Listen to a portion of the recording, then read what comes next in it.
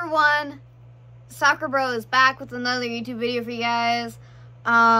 We are back with another episode for the Golden Years of Hollywood.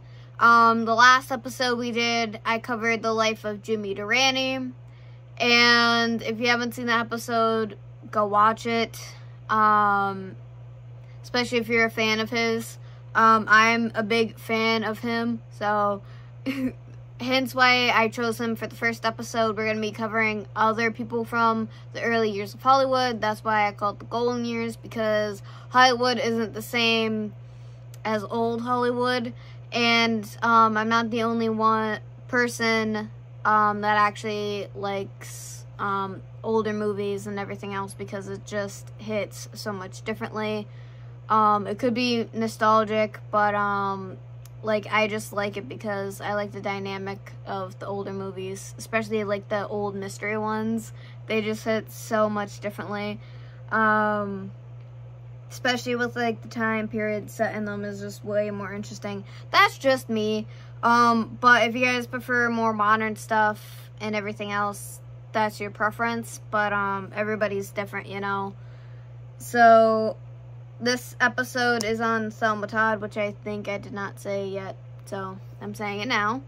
And there is an episode on BuzzFeed Unsolved on Thelma Todd, so please watch that after this, because it'll go more in depth of her life and everything. I did what I could, so, you know, and I even have my notebook too. So, and no, this is not the same notebook as the one in my last video, the Deerfield video, because I have like multiple notebooks for everything, because that's just how like I like to organize everything, because I don't like to keep it all in the same notebook. I almost did it in the same notebook, but my mom wasn't home and the notebook was still in the car. I recently got back the notebook, but it was too late by then, because I had to like get the research done before today, obviously, because today would be the recording and uploading day, so yay. Anyways, let's get into the video. Actually, before I get into this is actually the first video that I'm actually recording with my new phone, the 14 Pro.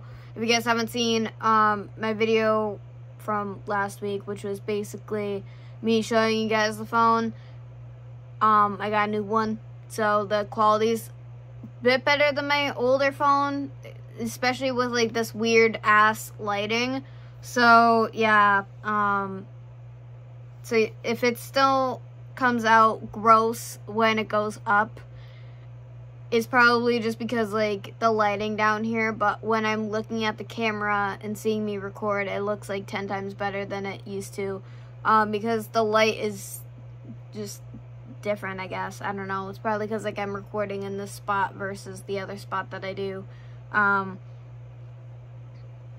recently. Anyways, so Thelma was born in July 29th, 1609. Fuck. 1906, my bad, not 1609. What the heck? That's not what I meant to say. I meant to say 1906. My great-grandmother was actually born a year before, or the same year as her, so that's quite interesting. Her height was around like 5'9", 5'4", 5'9", what the heck? Her height was 5'4". Her nickname was the Ice Cream Blonde and Hot Toddy. That's literally what it said. The Ice Cream Blonde makes sense because she had platinum blonde hair back in the 20s and 30s. She started acting after she basically graduated high school, or when she was trying to get a teaching job. She is a she's an actress and businesswoman, which most people in the earlier days were business. They had their own company and everything, and they would be able to do business as well as doing acting jobs or other things they do, like modeling and stuff like that, etc., having like merch or whatever, merchandise and everything.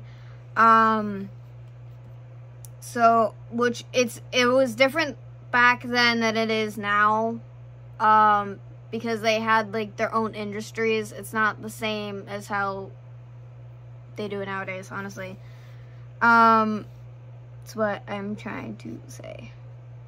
And yeah, she was married in 1932 and up till she passed away.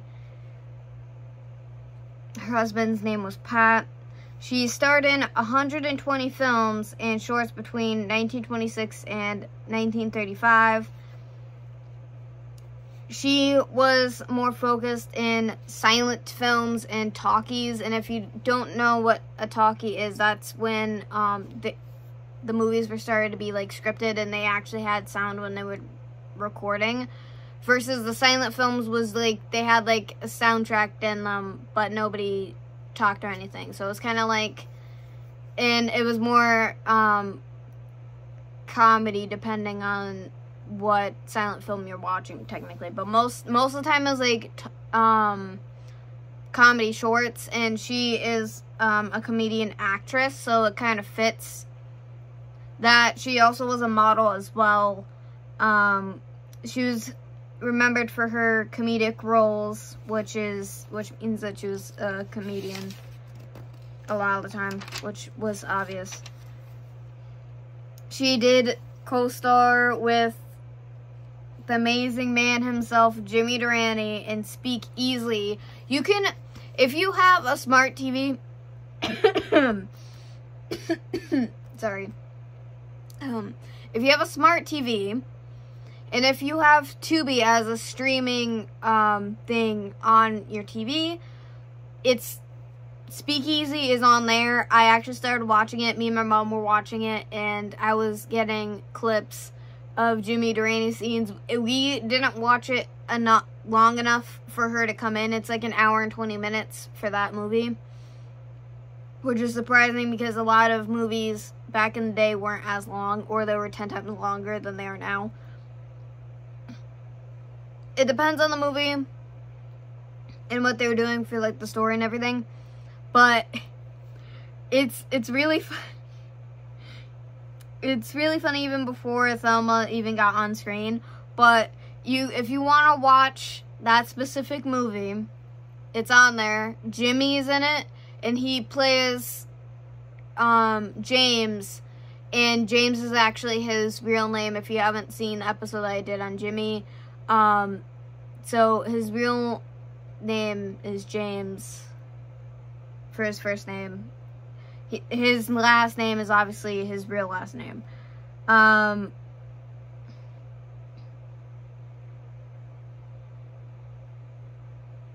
She also had another name, Allison Lloyd. She is from Lawrence, Massachusetts, which I was actually kind of happy about because I was not expecting her to be from Massachusetts, but she moved down to like California for Hollywood. And then she's also buried in Lawrence, Massachusetts, which is actually quite nice considering, because usually when a star dies, they usually get buried somewhere in like California near like Hollywood and stuff like that, usually. But sometimes if it was their wish, they would literally get buried back where they were from, which I was surprised that Jimmy wasn't buried in New York, but he's buried in California. Like Elvis is buried in Memphis, I think, but I could be wrong. She was a model before even becoming an actress, and she almost became a school teacher because that was actually her dream. She didn't actually want to be an actress or anything, or at least it didn't say that was a dream of hers, at least when I was doing research anyways. She graduated high school in 1923, and she was representing her home state when she was spotted by a Hollywood agent. So it didn't really specifically tell me what she was doing while representing her home state. So I think she was either out of state or like at like a game or something. I don't even know. Like, that's what I took out of it, but I could be wrong. I was just really confused because it just said while she was representing her home state, she was spotted by a Hollywood agent. It didn't say anything other than that, so of course it is. And then she was also offered a spot in Paramount Studios, which back then, Paramount was actually very, very big back in the day, just like Warner Brothers and some other studios. But Paramount was literally the big picture for getting set in movies and stuff like that before TV was even a thing. She didn't live long enough to be able to star on TV. Jimmy did, which is highly surprising because she was born in 1906, as I said before, and Jimmy was born in like 1893, and he straight up lived all the way up until 1980. So like, he lived a long life, and she did not. Well, she lived up until she was an adult, but she didn't live to have like grandkids and stuff, is what I'm saying. Like, she died when she was young. And she was popular in silent films and talkies, which I already said.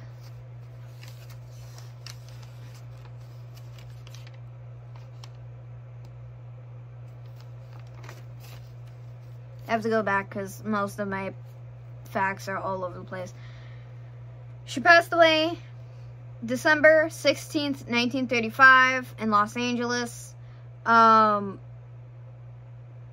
will get into cause of death in a second, but my grandmother was actually born in 1935, and so was Elvis Presley, but Elvis is actually older than my grandmother by months. So, and I meant to say 1935 if I didn't say it, because I think I said it wrong, because I feel like I did.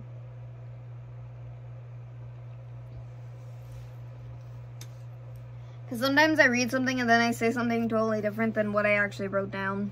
Or, like, I could be literally reading a book and say the wrong thing that's not even written down. It's not the first time and it's not going to be the last. I said everything on here.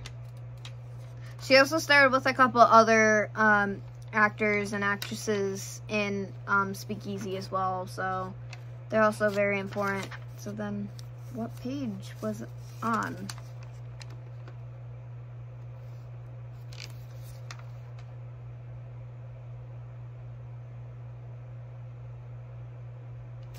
Okay. Yeah, I literally looked over that. She was only 29 when she passed away. She's also part of BuzzFeed Unsolved, as I said before. They have like a full-on episode of her death and everything, because it was kind of suspicious on how she passed away. She was also a party girl as well, so in between her acting roles, she'd be basically partying and drunk, basically. And she literally could hold very strong liquor, so, which is highly impressive for a woman, because usually women can't technically drink as much as guys do because of reasons that I do not remember, because it's been a while since I've been in the health class. But usually guys can take a higher alcohol consumption than women can. That's an actual fact, and that's another reason why I don't want any alcohol ever. So her death was by carbon monoxide poisoning. She was, yes, I said that right. Okay, good. Poisoning because she was found in her car and breathing in the car exhaust, and that's how she passed away. But it was also mysterious because there was other stuff, like she had like injuries on her when she was found. But we're not going into that because I'm not BuzzFeed Unsolved. Unless you guys want me to make a YouTube video on that. But, I would have to do different research or just rewatch, like, their thing and just pickpocket. But I also don't want to, like, get copyrighted either. So, because she passed away in December, so it was pretty cold, and she was still in like a party outfit, which I was surprised that her like friends let her drive when she's literally drunk. They also owned like a bed and breakfast thing.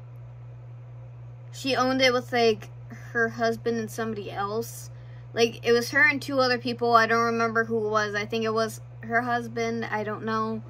But there was a girl involved, which I totally forgot about. And then they owned a bed and breakfast, or it was like a diner or something.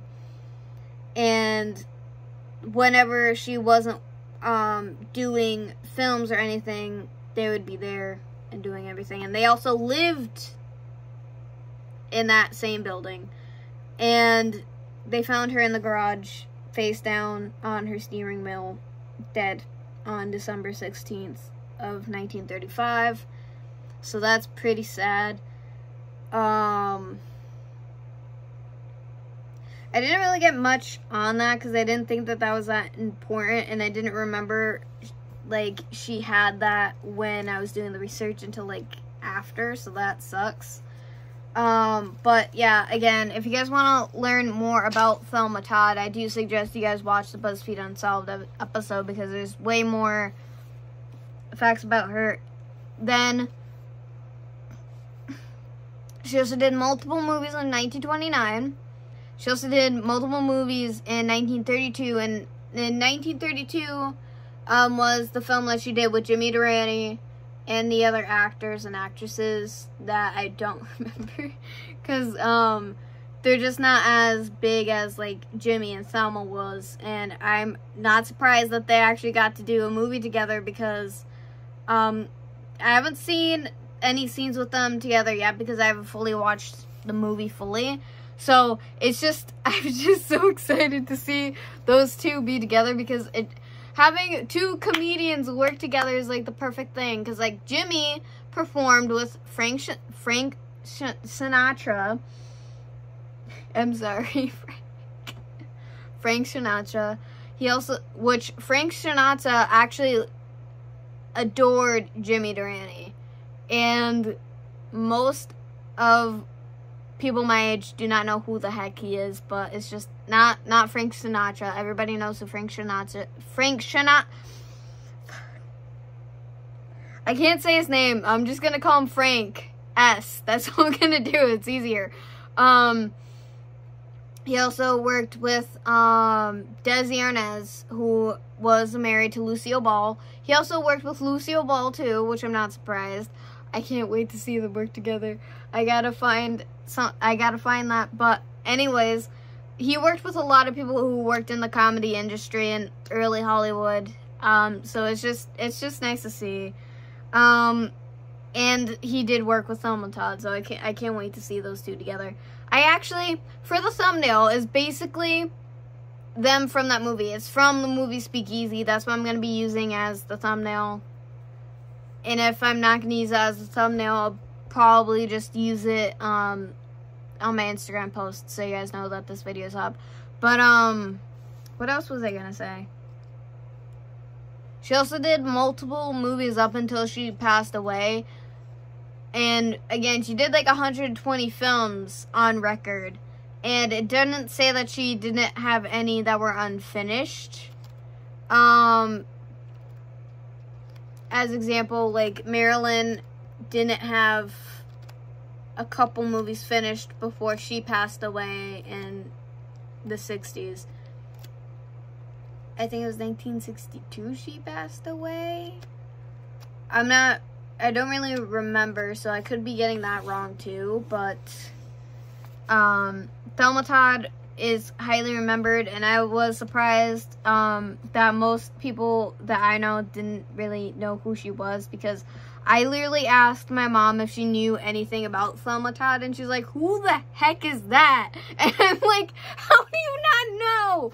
And then I'm just like, because my mom was born in 66, so she should know most of, like, the older actors because of my grandparents and everything when they would watch, like, movies. It depends on what they watch, but, like, I wasn't surprised that she didn't know Jimmy Durante, considering Jimmy is older than Thelma. She also did a couple movies in 1926, which that year is when Marilyn Monroe was born.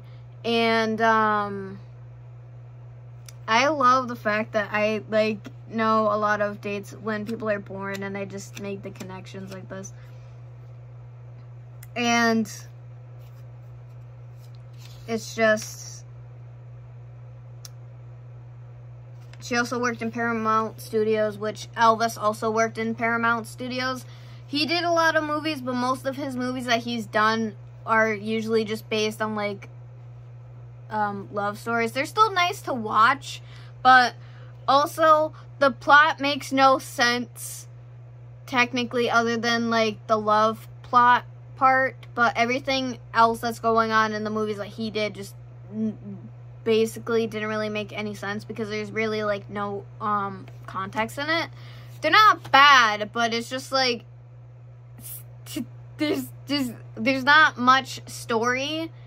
I don't know. I just feel like when everything's, like, explained through the characters, it makes for, like, a good story. That's how I see it, but a lot of the older movies technically do that. But when they do it, it works. When they try to do it nowadays, it doesn't work because either people think about it too much or people think about it too little, depending on whose perception of it is. But considering I haven't watched much of Thelma's movies, which I'm probably gonna start doing after this, probably, because in Speakeasy I haven't seen, like, the whole thing. I only saw, like, the beginning, which Jimmy has a very big part in the specific movie versus how when he starred in Little Miss Broadway, which I brought up in his episode. He was, like, in and out, so it was easier to get, like, his moments when he would be in the movie, and I can't get over the fact when he would run up the stairs awkwardly in that movie. It's still so funny. And that's a Shirley Temple movie, so you'd have to look it up or find it on VHS if you still have a VHS player. My grandmother has on VHS, so whenever I'm over, I literally watch it, and I try to get as many scenes as I can as possible. And even, I never get tired of seeing him on the screen because he's just that funny. That was me coughing, sorry. But, like, some of the old comedians, their humor has aged very well, depending on, like, the jokes that they do. It still lands, even though most of people in our newer generations are probably not going to understand it or appreciate it as much.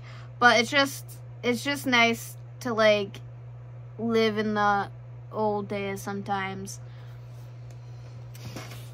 Because new isn't always better, just saying. And also, considering how a lot of people from their generations are passing and they, like, having their memories basically just disappear is just really sad.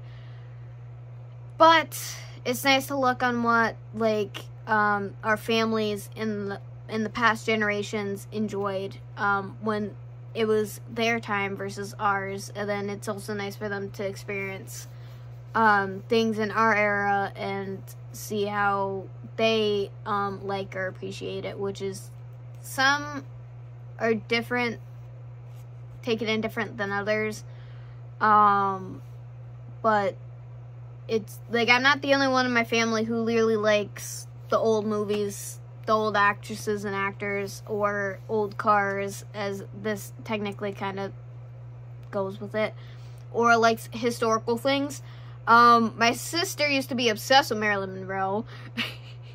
So is my cousin. And my cousin actually has like a pink 50s Cadillac. And so, like, I'm not the only one here who likes the old things from the olden days. I'm literally wearing a 60s Corvette on my sweatshirt. C1 Corvette here, 1960. It's beautiful. Actually, no, that would be a C2. Never mind, because a lot of people don't know that Corvettes actually started in the 50s. I forget what year in the 50s they started, but I think they started around the Ford Thunderbird, because the Ford Thunderbird was made to be the competition of the Corvette in the early days, and then it switched over for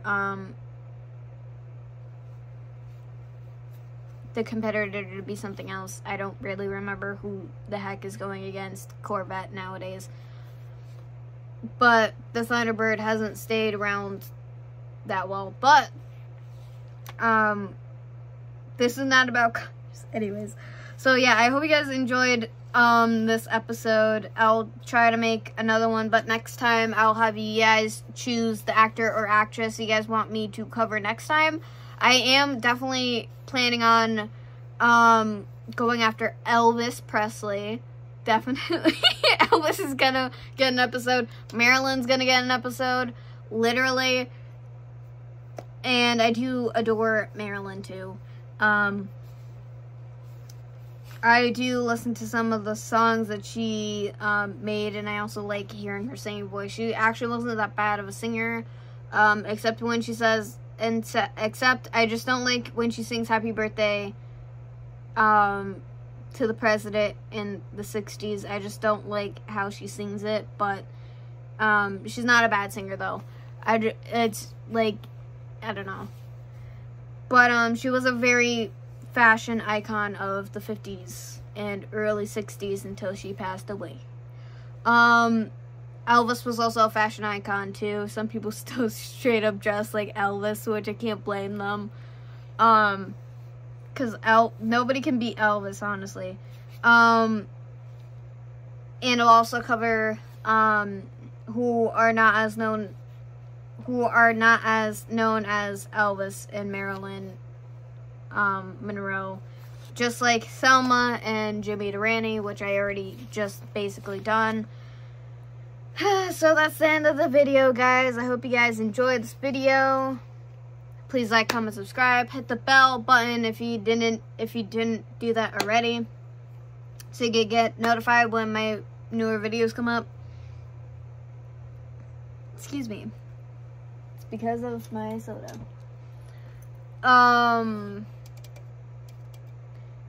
Remember to stay safe, guys, and remember to stay classic, and remember to stay strong, my warriors, and I'll see you guys in the next one. Peace out.